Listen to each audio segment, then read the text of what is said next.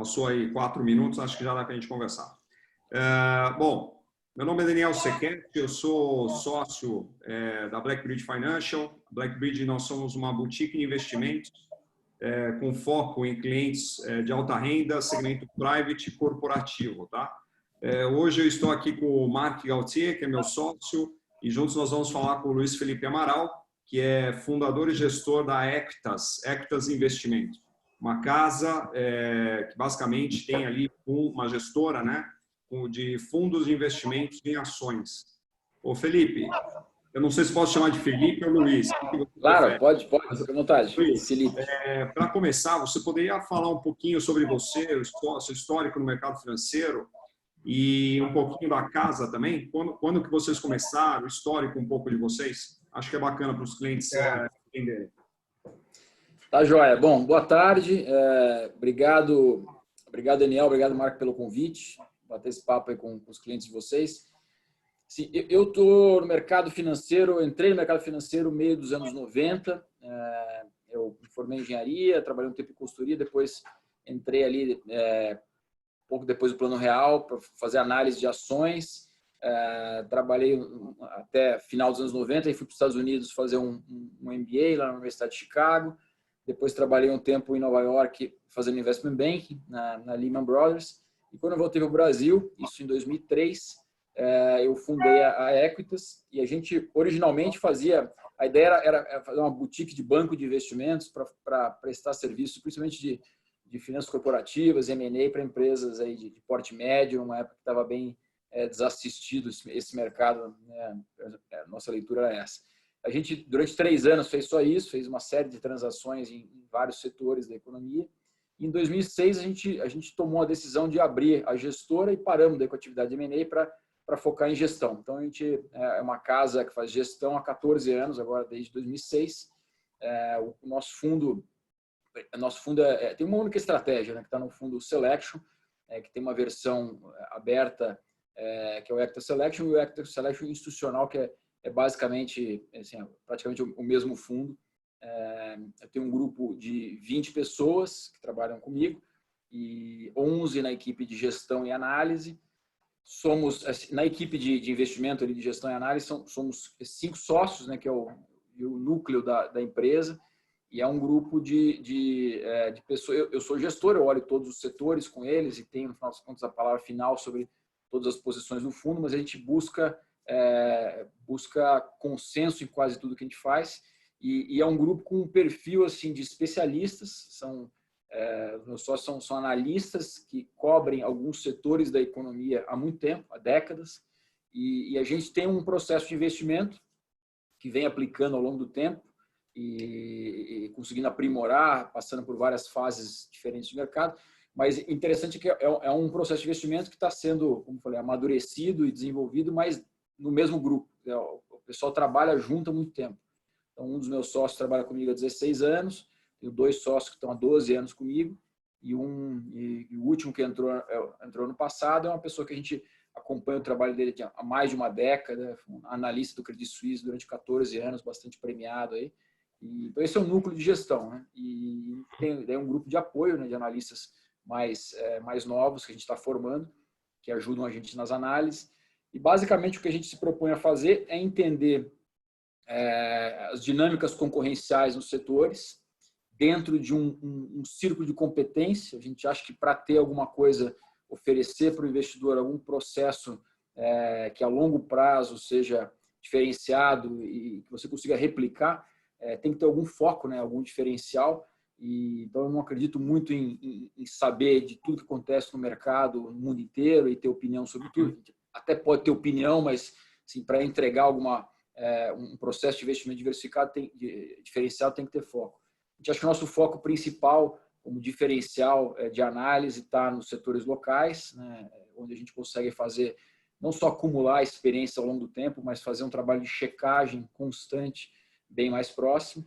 E a ideia é tentar entender as dinâmicas concorrenciais, identificar nos setores quais são as vantagens competitivas das empresas, né? Aí pode ser através de ou é alguém que tem uma marca muito diferenciada, um grupo de gestão muito destacado, distribuição, enfim, escala. e montar posicionamentos daí de 3 a 5 anos. Óbvio, tem uma visão aqui qualitativa disso que eu estou comentando, né, de quais são os diferenciais competitivos.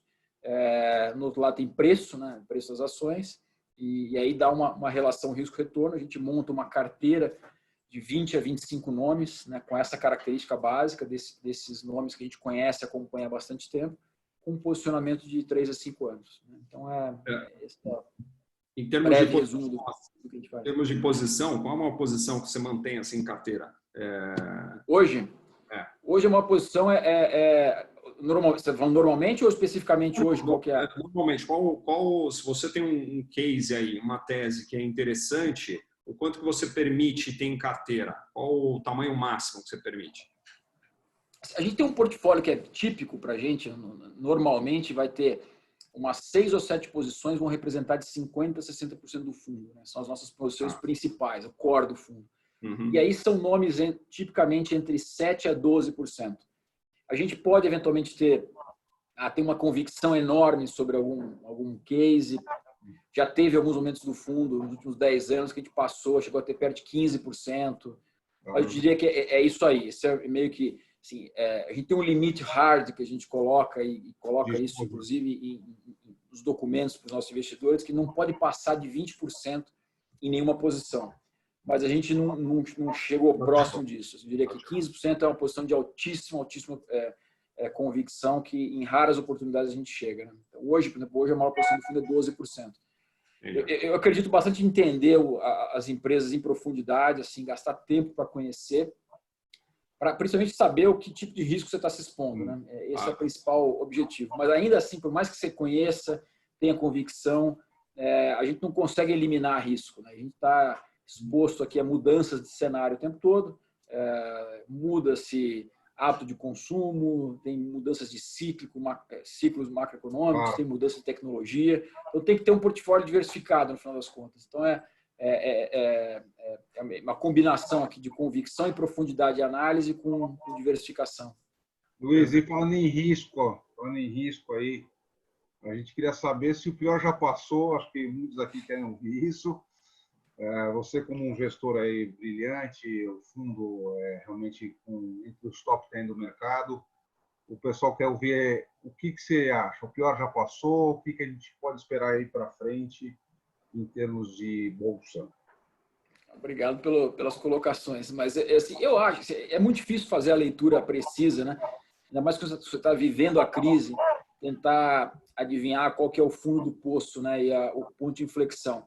Mas a minha percepção forte é que ele já passou. A não ser que a gente tenha uma grande mudança agora de cenário, com uma nova onda de contaminação. E mesmo assim, acho que vai ser difícil a gente voltar para aquele nível de incerteza que a gente teve há mais ou menos um mês atrás, né? Que foi quando o mercado caiu a ficha de que, poxa, se deparou primeiro, a gente ficou um tempo meio que em letargia com o que estava acontecendo na China, né? Tinha meio que uma coisa acontecendo ali na China, mas acontece de tempos em tempos, ali um vírus que sai lá dos mercados deles e talvez ficaria contido. Então, era um motivo de preocupação, mas não era de pânico. Quando aconteceu espalhar para a Itália e as pessoas verem aquele caos e claramente conseguindo enxergar que aquilo ali ia acontecer em todos os países da Europa praticamente de uma maneira muito parecida e no resto do mundo, aquilo ali foi um momento de pânico, né, que foi precificado assim, uma incerteza gigantesca.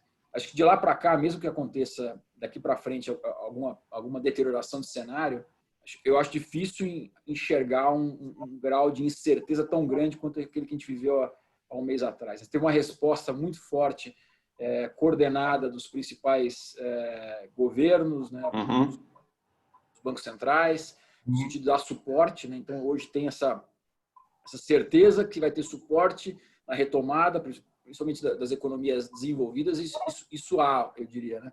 A dúvida que se tem é qual a consequência disso, né, lá para frente, mas que vai ter suporte para uma retomada, isso acho que não tem mais muita dúvida. E a gente está numa fase mais avançada, onde você tem mais informação sobre a característica dessa pandemia, como é que isso se se desenrola. Então, eu acho... e está cada vez mais próximo de se ter assim, medicamentos que amenizem um pouco a situação e mais próximo, eventualmente, de uma vacina, né? Apesar de que vai demorar um pouco ainda.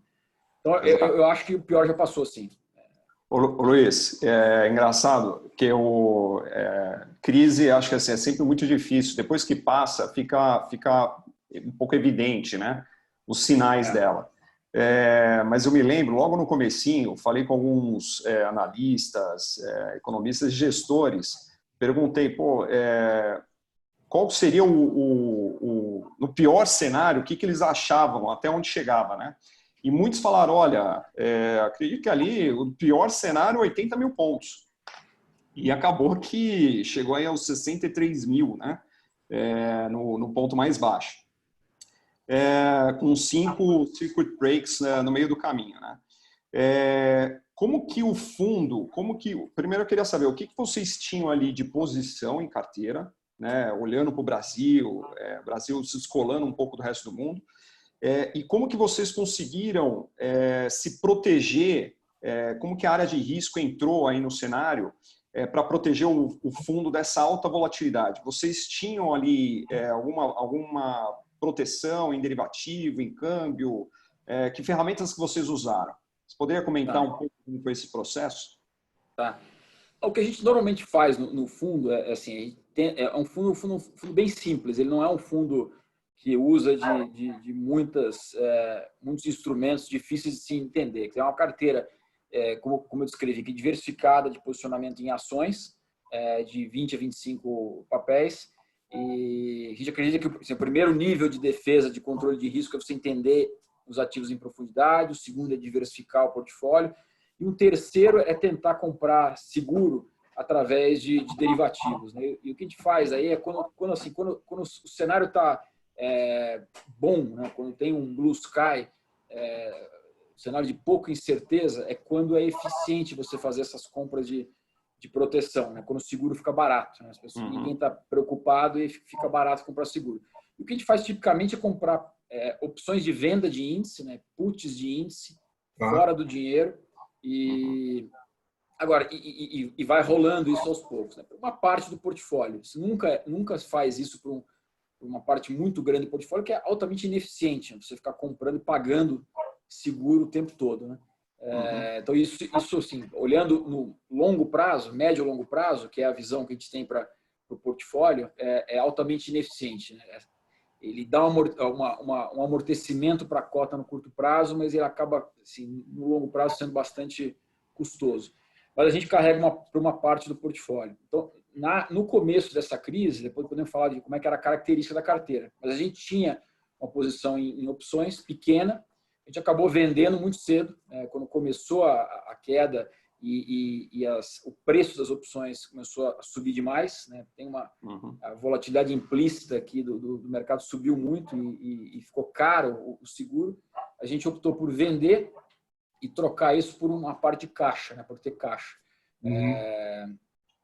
Difícil dizer hoje se foi uma decisão errada, porque fazer uma análise depois que você viu o resultado, olhando para trás, fica evidente que se eu tivesse não feito a venda, teria sido um resultado, o segurado teria sido muito melhor, né? Tinha protegido de fato o fundo, o que não aconteceu. Mas, enfim, dinheiro de obra feita aqui, né? Mas de fato a gente vendeu muito cedo uma posição de seguro aí. Das puts, tá. Agora, a carteira tinha, assim, ela tinha uma característica, só voltando um pouco no começo da tua pergunta, a gente tinha uma visão aqui já há um bom tempo, alguns anos, de bem positiva para o ciclo da Bolsa no Brasil, né? Então, isso vem assim lá de final de 2015, até antes do impeachment da Dilma, que tinha uma combinação de fatores que para a gente parecia assim, um ponto do ciclo muito, muito interessante, né? Tudo assim, macroeconomia e microeconomia também tem um caráter cíclico, né? E a gente está enxergando aqui uma série de mudanças cíclicas muito importantes. E o impacto, principalmente em lucro das companhias que a gente investe, muito relevante. A gente vinha aí, pelo menos há 2 anos e meio, num crescimento de lucro sequencial e via isso para frente também. O que aconteceu no final do ano passado, no segundo semestre, é que várias dessas ações já tinham se valorizado bastante. Então, o que a gente olhava, olhando para frente, a expectativa de retorno que a gente tem no horizonte de 2, 3 anos, ela já era menor. Parecia retornos ainda bastante interessantes num ambiente de juros muito baixo, né, onde a alternativa de investimento é pequena, mas o que a gente costuma chamar de margem de segurança, né, estava menor, retorno menor esperado para frente. E a carteira que a gente tinha era uma carteira que tinha uma dependência maior de crescimento econômico, né, para continuar tendo um desempenho bom ia precisar de crescimento econômico. A gente via sinais de crescimento começando a se materializar, né, o que aconteceu no final do ano no mercado de trabalho, formação no mercado de trabalho assim, bastante saudável, e no segundo semestre um desenvolvimento grande no mercado de crédito, sugeria esses sinais de que esse ano realmente a gente ia ter um ano melhor. Então, tinha uma exposição aí a nomes cíclicos domésticos. E a gente acabou, nessa crise, as principais posições da carteira, pela característica da crise, a gente acabou sofrendo mais do que o nosso histórico, né? A gente caiu até mais do que o Ibovespa. E se pegar assim, as minhas 6 principais posições no começo, eu tinha a Petrobras, e depois eu tinha a empresa de saúde, que é a Intermédica Notre Dame, tinha uma companhia aérea, que era Azul, tinha uma empresa de shopping center, que era Iguatemi, a Localiza de aluguel de carro e lojas Renner, né? Que são todas elas muito destacadas nos setores, mas daí vem uma pandemia, e não uma pandemia qualquer, uma pandemia que vem com uma resposta que nunca se viu, né? Que é o lockdown geral. Então, isso é o típico de um Black Swan mesmo, né? Um evento de baixíssima probabilidade com alto impacto. E ela pegou daí da minha segunda a minha 6ª posição em cheio, né? A segunda posição é uma empresa de saúde, quer dizer, uma pandemia, a leitura que o mercado faz é que ela vai sofrer demais com aumento de custo.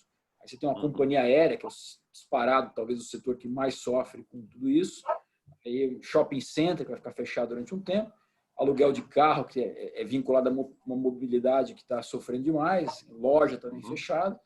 E a outra empresa, que era a principal, que era a Petrobras, que não necessariamente tem a ver com essa dinâmica, acabou sofrendo com o segundo Black Swan que está acontecendo ao mesmo tempo, que é essa guerra de preço de petróleo entre a Arábia Saudita e Rússia, que despencou o preço do petróleo. Então, assim, a gente teve um impacto, eu diria que desproporcional em relação a cenários alternativos aqui, né? A característica dessa crise. O que a gente fez de início... Oi, diga. Não, termina a pergunta. O que a gente fez, quando isso se materializou, né, tem por característica atuar sempre muito bem comprado, sempre perto de 100% do fundo comprado, né, um fundo de ações bem exposto. E a gente teve caixa em pouquíssimos momentos. Nos últimos 10 anos, a gente teve caixa em 2014 e 2018, que eram anos de eleição, que aqui no Brasil é um evento quase que binário, né, pode ir para um lado ou para um lado completamente diferente. E agora a gente optou por, assim, reconhecendo no início da crise que ela poderia ser uma das grandes, optou por fazer caixa, né? Porque se ela realmente se materializasse como uma grande crise, nessas crises acontecem os exageros, né? As pessoas se desesperam e vendem posições a qualquer preço, e ter a flexibilidade de ter o caixa para fazer essas compras tem muito valor. A gente optou daí por vender uma posição de Petrobras, para a gente ter um nível de incerteza, todas as incertezas que a gente está vendo, esse aqui tem uma incerteza a mais, fazer caixa, e a gente, nesse período, esse último mês, a gente veio recompondo a carteira, fazendo as aquisições justamente nesses momentos aí de exagero que a gente viu vários. Isso é uma coisa muito comum. A gente conversou com muito cliente que fala, para quem tinha posição, né, ou em ações ou em fundos, para seguir o racional, né, não deixar o emocional tomar conta nesse momento. Uma coisa que eu queria explicar, o Black Swan, às vezes os clientes não sabem, não conhecem esse termo, ele foi cunhado pelo Nassim Taleb, que basicamente é um evento que pode gerar um impacto desproporcional, uma coisa que é um evento catastrófico, né?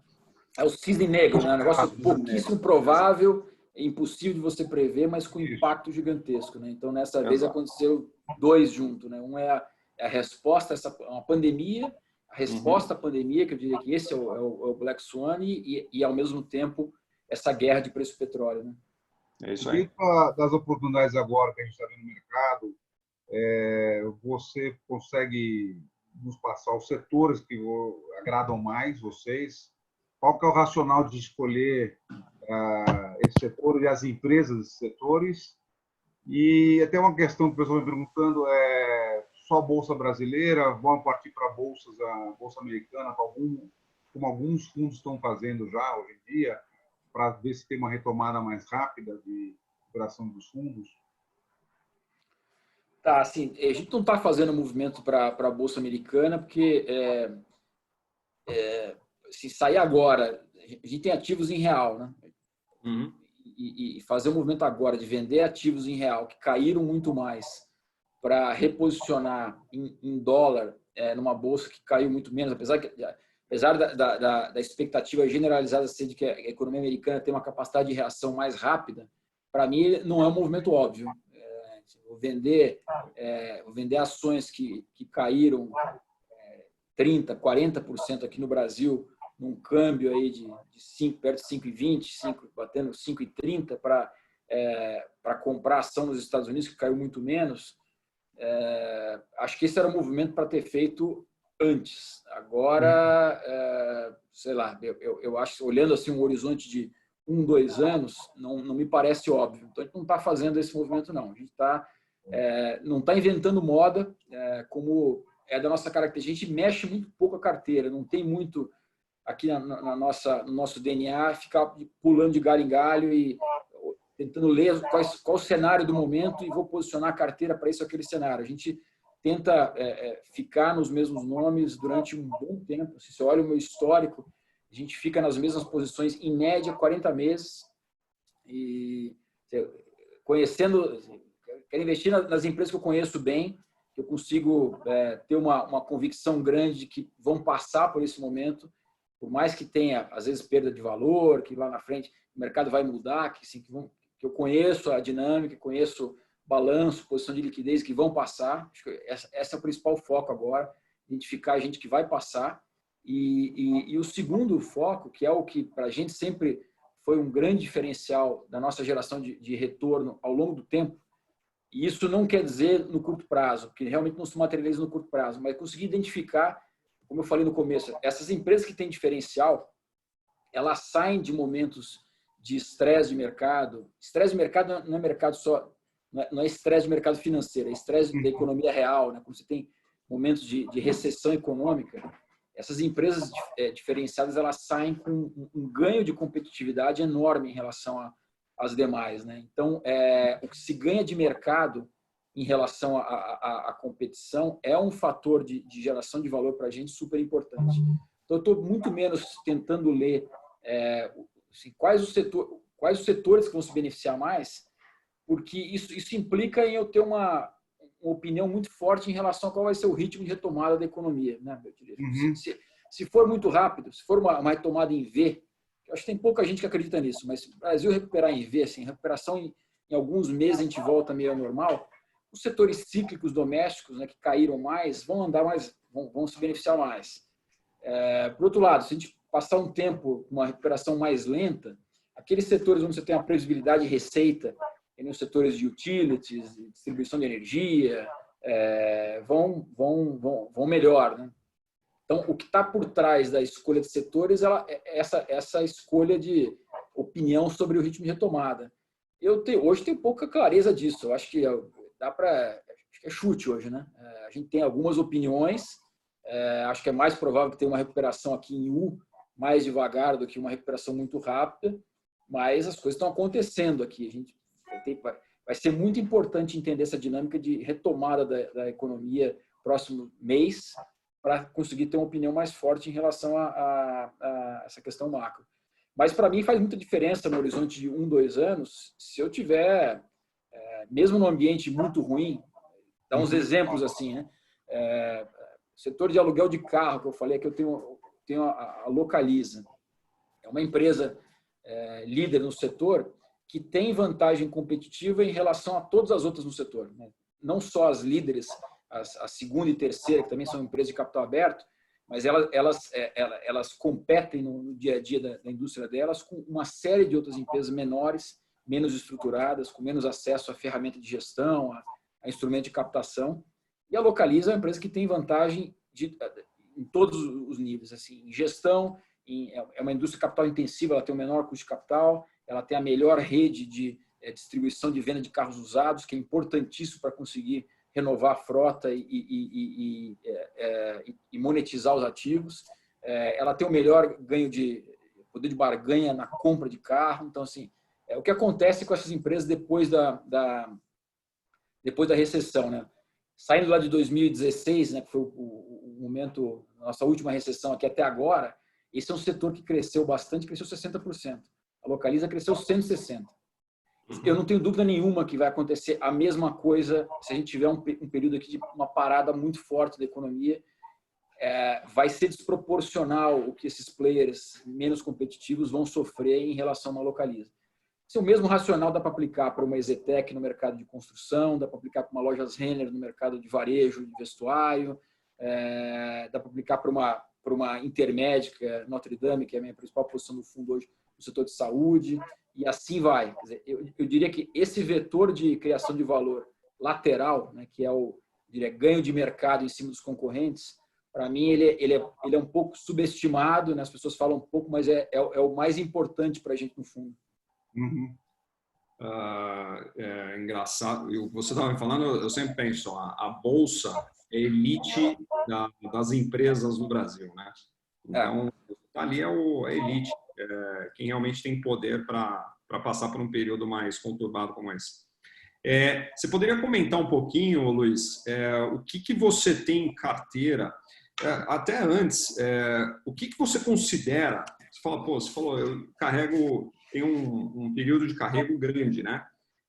4 anos. O que você considera, além do posicionamento, se a empresa é líder de mercado, etc., para os clientes entenderem como que é uma gestão profissional? O que você olha para a empresa? Você olha a parte da concorrência? Você faz parte de algum conselho? O que você olha para escolher e colocar a empresa na sua carteira? E comentar um pouquinho o que você tem em carteira hoje. Tá. Não, a gente não tem... eu já participei de conselho de administração de empresa, e algumas de empresa que a gente é próximo e conhece bem o setor. Eu não faço questão nenhuma de participar de conselho e prefiro não ter uma atuação ativa junto às empresas, porque isso acaba restringindo a nossa liberdade. No final das contas, eu quero ter liberdade para, inclusive, mudar de opinião. Se eu estou vendo alguma mudança de dinâmica do setor, eu não quero ter nenhum constrangimento para poder me desfazer da posição, né? E às vezes em posições de conselho, você às vezes está envolvido em decisões estratégicas e que te impedem de atuar nos mercados em função disso. Então, eu prefiro não ter nenhuma atuação ativa em conselho. O que a gente faz aqui é tentar, e aí é setor a setor, né? Tentar entender. É um trabalho bastante de gastar sola de sapato mesmo para ir atrás de informação. Conhecer, falar com as empresas, com os gestores em vários níveis da organização para entender como é que essas empresas operam de fato, conhecer concorrentes, conhecer fornecedores, coletar informação de mercado. Isso tem um trabalho ativo nosso em cada um dos setores, daí você tem um tipo de coleta diferente de informação. Mas é isso que a gente faz, né? Então, para conseguir entender, primeiro, assim, as grandes tendências dos setores e, nesses setores, como é que aquela empresa se posiciona, né? O que ela tem de diferencial. Isso dá para a gente acredita que uma chance maior de enxergar o que acontece nos próximos 3 a 5 anos, né? Uhum. Não muito mais do que isso, porque as coisas estão mudando o tempo todo. E eu gostaria muito de ter a capacidade de enxergar. Às vezes tem gestores que falam, compra uma ação para o resto da vida. Adoraria, mas eu não tenho essa capacidade de enxergar para o resto da vida, né? Assim, as coisas estão o tempo inteiro mudando. Então, a gente quer ter ações que não precisa vender nunca, mas a gente, depois que comprou a ação com esse horizonte de 3 a 5, a gente vai checar e ter um trabalho constante de coleta de informação. Primeiro, para validar as nossas próprias hipóteses aqui, né? Porque o trabalho todo de investimento ele é baseado em em percepção, né, análise, junto com percepção e algumas hipóteses que a gente faz, baseadas em dados, né? E daí tem um trabalho constante de validação desses dados, né, dessas hipóteses. Então, isso é o que a gente faz constantemente. Para isso eu tenho, como eu falei, tenho equipes dedicadas, setoriais, que estão olhando esses setores em profundidade. Você falou das principais, assim, de principais posições, o que você está carregando elas agora? A principal... A tese que você tem por trás delas. Tá, eu tenho assim, os principais hoje Intermédica Notre Dame, eu tenho Equatorial, Iguatemi, continuo, a Localiza, que eu falei dela aqui, a Ezetec, é uma empresa que a gente tem no portfólio há 10 anos, construtora, que a gente tinha diminuído a posição, a gente aumentou ela um pouquinho agora com essas quedas, deu uma oportunidade de voltar a aumentar. Cada uma com a sua tese, por exemplo, fala da Ezetec aqui, que é um nome que está há muito tempo na carteira, né? É um setor de incorporação imobiliária, dificílimo, um setor complicado, porque baixíssima barreira de entrada, cíclico. É um setor que tem uma característica muito perversa, que é um ciclo de conversão de caixa muito longo, né? Então, o que quer dizer isso, né? Para você tomar uma decisão de produzir, né? De produzir um imóvel até coletar o dinheiro daquilo, pode ser 6 ou 7 anos. Né?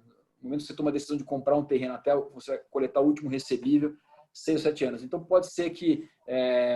pode ser não, acontece aqui no Brasil, os ciclos são mais curtos, né? De um empresário tomar uma decisão no momento de euforia, de um momento que parece que o Brasil vai se tornar a Coreia do Sul, né? De tempos em tempos a gente tem essa expectativa, né? Agora vai. E daí ter que coletar esse recebível no momento da Dilma, entendeu? Assim, completamente diferente, a gente indo para a Venezuela. Então, isso torna um setor muito, muito errático. E essa empresa, por que a gente... Um exemplo aqui do que aconteceu nesse setor, tinham 20 e poucas empresas abertas, a maioria delas quebrou, né, nos últimos 12 anos, e quebrou, saiu do mercado. E teve uma única empresa que gerou valor para o acionista, que foi a Ezetec. Por quê? Porque esses caras operam parecido com a gente, dentro de um ciclo de competência, que é o mercado de São Paulo, é um mercado que eles conhecem de forma diferenciada, resistiram àquela tentação de todas as outras, que foi crescer, e para crescer você vai para o Brasil inteiro. O que se conseguiu crescendo fora de São Paulo, indo para o Brasil inteiro, foi perda de controle, né, da operação, não foi ganho de valor nenhum. Então, ela ficou disciplinada no mercado onde ela conhece bem, com foco enorme em execução. Não só execução, não é só a construção, mas em todas as etapas do processo, que é identificação de terrenos muito diferenciados ao preço correto, definição do produto para aquele terreno corretamente, com um processo de venda muito cuidadoso, depois também construção com assim, uma orçamentação, um cuidado grande de aderência de execução e depois uma coleta de recebível bem cuidadosa. E principalmente não, mas um elemento importante, que esse setor é um setor que sempre operou muito alavancado, muito dependendo de financiamento de banco, tanto para construção quanto para, em geral, né, para dívida corporativa. E eles têm, com percepção de que já tem risco de eles operam com caixa líquido, não tem nada de endividamento, é caixa líquido. Com isso, eles conseguem ser contracíclicos. Então, no momento onde, lá atrás, ali no final do governo Dilma, as empresas todas tinham que vender estoque a qualquer preço para pagar a dívida de banco, eles eram o único player aqui em São Paulo com liquidez e capacidade de fazer compra de terreno. Quando sai do momento de recessão, né, nos últimos 3 anos, aí, onde as empresas ainda estão tentando consertar o balanço delas, né, com dificuldade de organização, quem tinha produto para vender bem posicionado era a Ezetec. Então, assim, como é que isso materializa em números? Né? Foi um mercado que vem crescendo muito fortemente aqui em São Paulo, mas cresceu 160% de 2016 até agora. A Ezetec cresceu 700%. Né? Aquela característica que eu falei de localiza materializando economicamente. Esse é um exemplo, mas a principal tese hoje, que é a Intermédica Notre Dame, é uma empresa de saúde. A gente vê eles aqui como assim, é um mercado enorme, mercado de 47 milhões de beneficiários potencial, com crescimento muito grande de tudo que a gente enxerga como prospectivo, em termos de expectativa de crescimento, a natureza do crescimento deles é a mais previsível, porque ela depende de uma questão demográfica, envelhecimento da população. Então, assim, não tem nada que você consiga prever com tanta segurança quanto, assim, daqui a 10 anos a população brasileira vai ser muito mais velha, porque está dado isso, né? Então, o mercado deles vai crescer muito.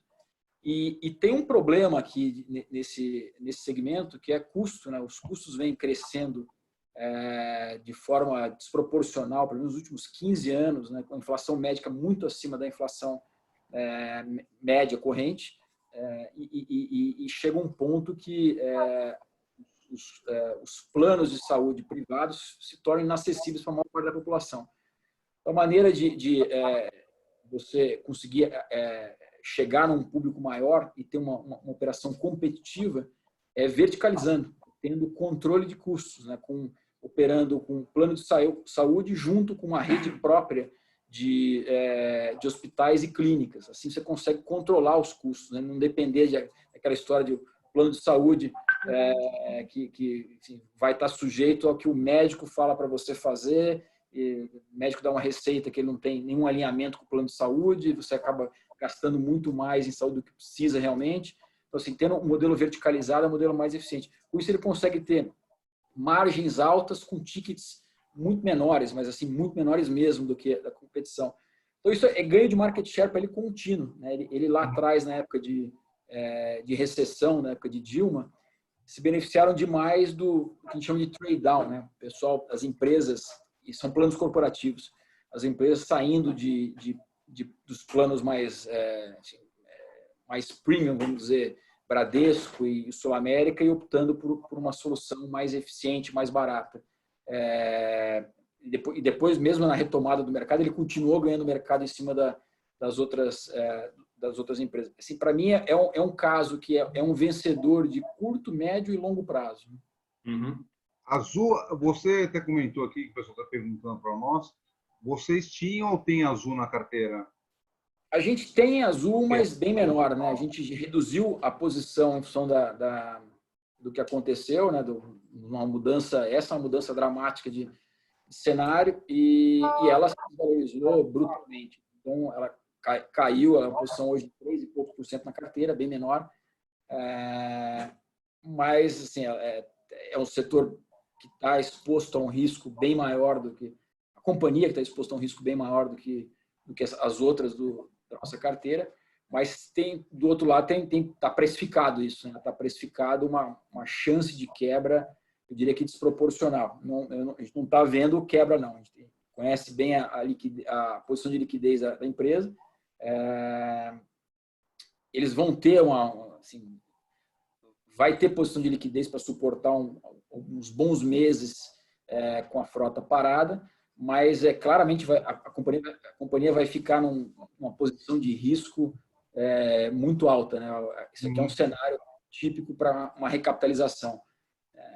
E vai acontecer ou uma capitalização direta ou via uma solução através de BNDES com debêntures conversíveis, né? Então vai ter uma diluição aqui importante que vai implicar numa perda de valor para o investidor de ações. Só que eu acho que isso está mais do que precificado Não, hoje está.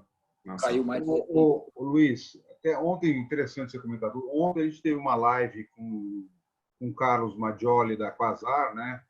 Eles operam crédito, né? E ele comentou, e eu já tinha também lido uma questão, que um grande fundo de ações começou a comprar crédito, né? Começou a entrar no mercado de crédito. Como é que vocês enxergam essa questão de fundo de ações entrando no mercado de crédito e se faria parte da sua estratégia? Não, a gente não está, nunca fez e não se propõe a fazer crédito, não. Consigo até entender o racional, né? Você teve um movimento aqui de torção, talvez, no mercado de crédito, muito em função do descasamento de liquidez, né? Você tem instrumentos aqui de longo prazo empacotados em fundos com resgate muito curto, né? Isso acabou gerando, nesse período agora de crise, forçou vendas em um mercado pouco líquido, né? Em função desses resgates que estavam acontecendo em fundos de crédito de liquidez curta. Então, acho que consigo entender a razão do movimento aí, mas a gente não tem, não é muito nossa praia. Tá. Luiz, nesse primeiro momento, a gente viu ali, entramos em março, né? Fevereiro já foi um mês difícil, entrou em março, veio o Black Swan. E aí a gente viu a Bolsa caindo, chegou aí o ponto mínimo, acho que foi 63 mil e alguma coisa. E depois disso já recuperou, né? Recuperou um pouco, acho que voltou aí uns 25%, 30% já. Muita gente, apesar de saber a regra, a máxima, né? Pô, comprar na baixa, vender na alta, muita gente, no momento de desespero ali, fica com medo de entrar, né? E perdeu já esse primeiro movimento. Hoje a Bolsa está por volta de 79, 80 mil. Para quem perdeu esse primeiro rally de alta, você acha que ainda, e claro, quando eu falo em Bolsa, sempre olhando longo prazo, né? Ainda é um momento bom para entrar? Eu acho que mas assim, acho que nesses momentos de crise, né, eu já vi vários deles, dessas grandes. A similaridade que a gente vê, assim, no momento que você está vivendo a crise, de certeza, ela é muito grande. Você perde capacidade, ou pelo menos percepção de você sabe qual é o rumo da economia no curto e médio prazo, né? Então fica um ambiente de incerteza. Mas a outra similaridade é que quando você passa da crise, né, desse momento de maior incerteza, e todas passaram, e essa vai passar também, não tenho dúvida nenhuma disso, aquilo ali, aquele momento de incerteza se materializa num belíssimo ponto de entrada, né? A gente tá nele. Assim, é dificílimo você acertar o ponto de inflexão, né? O fundo do poço. Isso é um exercício que acho que não vale nem a pena tentar, porque é frustrante. Mesmo dos investidores mais brilhantes que eu tive a oportunidade de acompanhar, não conheço ninguém que tenha feito isso bem, de acertar o fundo do poço. Assim. Se acontecer, é um ou outro meio por sorte. Então, o que a gente geralmente recomenda é mais ou menos a abordagem que a gente tem. Quer dizer, nesse momento de incerteza, vai aumentando, né? Se você tem um planejamento de investir em bolsa, parte das suas economias ao longo do tempo, é um momento para acelerar um pouco isso. Mas sempre com horizonte de médio e longo prazo, né?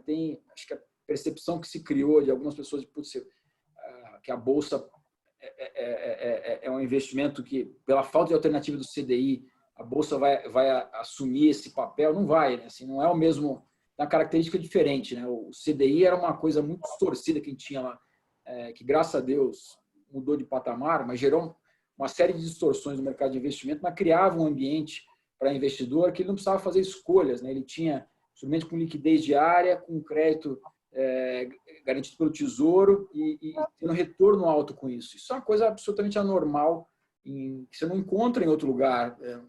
Em economias civilizadas não existe isso, né? Então, você tem que fazer algum tipo de escolha.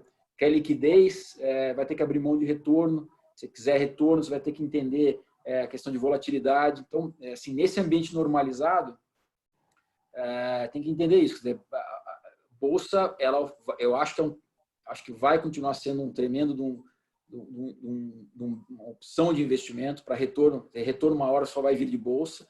Agora, tem que ter esse horizonte mais longo prazo, com a cabeça de anos, né? De pelo menos 2 anos, ou preferencialmente até mais, né? Porque Claro. a gente pode ter bastante volatilidade ainda. Luiz, hoje até conversando com um amigo, é engraçado, né? Um amigo meu, colega, que foi tesoureiro de um grande banco, né? Ele falou, nossa, Mark, lá fora, quer dizer, se você olhar hoje a Bolsa Brasileira, em termos de dólar, está extremamente barato. Está muito barato. Tem várias oportunidades, várias galinhas mortas que o pessoal não está olhando no mercado. Você enumeraria alguns setores, algumas empresas, para ficar atento agora, daqui para frente? Eu acho que essa observação é meio generalizada. Eu não acho que é uma ou outra galinha morta, não. Acho que a bolsa está, né, com essa visão, ainda mais, a pessoa olha a bolsa em dólar, né, fez teve duas pancadas aqui, a bolsa caiu em reais e o real se desvalorizou muito, ela está, até da tua pergunta lá, porque a gente não está olhando lá para fora, não acho que faz sentido nenhum hoje pegar esse ativo altamente desvalorizado e vender para comprar uma bolsa americana em função disso, né? Mas eu vejo isso de uma forma meio generalizada. O upside é muito generalizada. maior, né, hoje, não é isso? Oi? O upside no Brasil está muito maior do que nos Estados Unidos. Eu acho que está. Acho que está bem maior. Mas vejo isso de uma forma generalizada. Eu não acho que é o momento de inventar moda. Outro dia eu estava numa live dessas com um outro gestor e o cara fez uma observação que eu achei até, parece meio engraçada, mas é bem o que está refletindo no meu espírito agora. Assim, quando está tudo barato, vamos comer lagosta, né? Sem inventar de tentar achar alguma coisa muito diferente. Vamos assim, ter as empresas boas, que a gente conhece bem e que tem segurança que vão passar por esse momento. É isso que eu estou chamando de lagosta, né? Não tem por que agora estar inventando muita moda. E eu acho que está, assim, de forma geral, isso é verdade de uma maneira generalizada. Até onde eu tinha visto, um pouquinho antes, vocês estavam com um PL de 2,6 bilhões de reais sob gestão, né? Com esse evento, vocês tiveram muito resgate? Como que vocês equalizaram isso? Ou o contrário, né? As pessoas viram que foi uma oportunidade e começaram a aplicar mais. Eu olho o valor como um todo. Do 2,6 você devia estar olhando, tem um dos fundos que é o Selection aberto, mas a gente olha a estratégia como um todo. A estratégia como um todo ela está com 4,5 bi. A gente veio de 7 e pouco, com a queda veio para 4,5. Em termos de resgate está muito estável. A gente tem tudo quanto tem vários tipos de investidor na nossa base. A base original de investidor é de famílias, das grandes famílias. Uma parte de privates, né, dos bancos internacionais, aí, dos UBS, Credit Suisse da vida.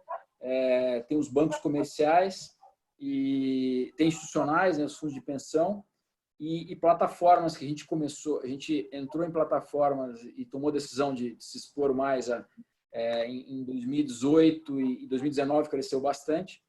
E estamos vendo assim do que veio de plataforma, a estabilidade enorme. Um pouco de entrada e um pouco de saída, mas um 0 a 0.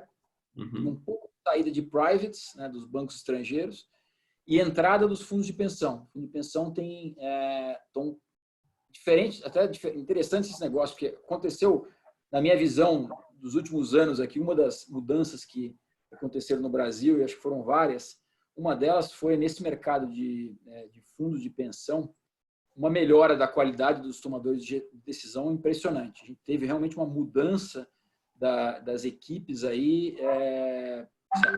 A qualidade da nossa discussão com eles mudou muito.